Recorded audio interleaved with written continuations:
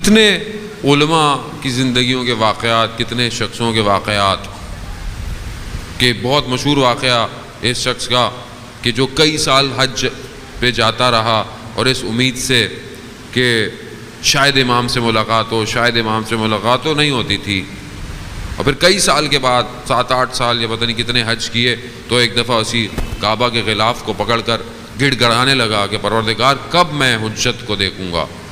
تو ایسے میں ایک شخص آیا اور کہا کہ چلو، اور چلتا چلتا چلتا مکہ کی پہاڑیوں سے ایک طرف لے گیا اور ایک جگہ پہنچا تو ایک خیمے میں امام سے ملاقات ہوئی، اور وہاں اس نے یہی کہا، مولا میں اتنی سالوں سے آ رہا ہوں، اتنی عرصے سے آ رہا ہوں۔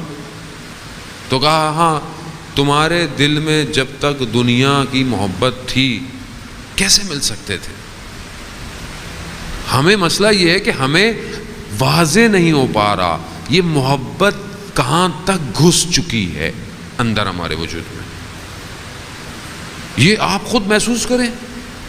مثال کے طور پر میں رات کو سو رہا ہوں اور فجر سے پہلے میری آنکھ کھل جائے تو میں کہا ابھی تو فجر میں ٹائم ہے، ابھی تو نماز قضا ہونے میں ٹائم ہے، ابھی تو ٹائم ہے، اور یہ کہہ کر لیکن اسی وقت میں اگر میری کوئی فلائٹ ہو، مجھے ایئرپورٹ پہنچنا ہو، تو میں تو ساری رات سوتا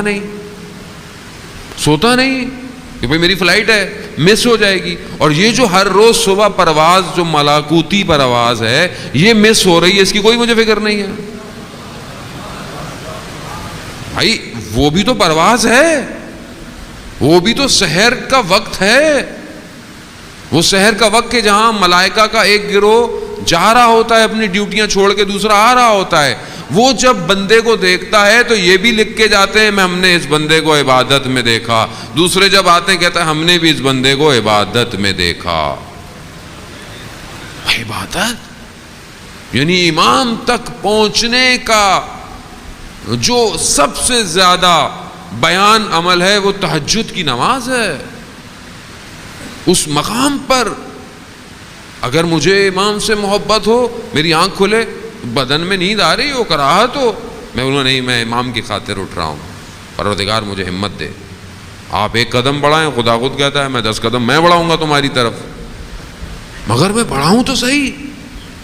یہ برائیوں کو بیان کرتے رہیں، آپ کرتے رہیں، برائیوں کو، مسائل کو بیان کرتے رہیں، یہ ایسے ختم نہیں ہوتی ہیں جب تک دوسری طرف سے اچھائیاں شامل نہ ہوں۔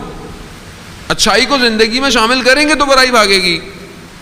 آپ اپنی زندگی میں اچھے عمل کرنا شروع کر دیں، خود بخود باقی چیزیں دور ہونا شروع ہو جائیں گی۔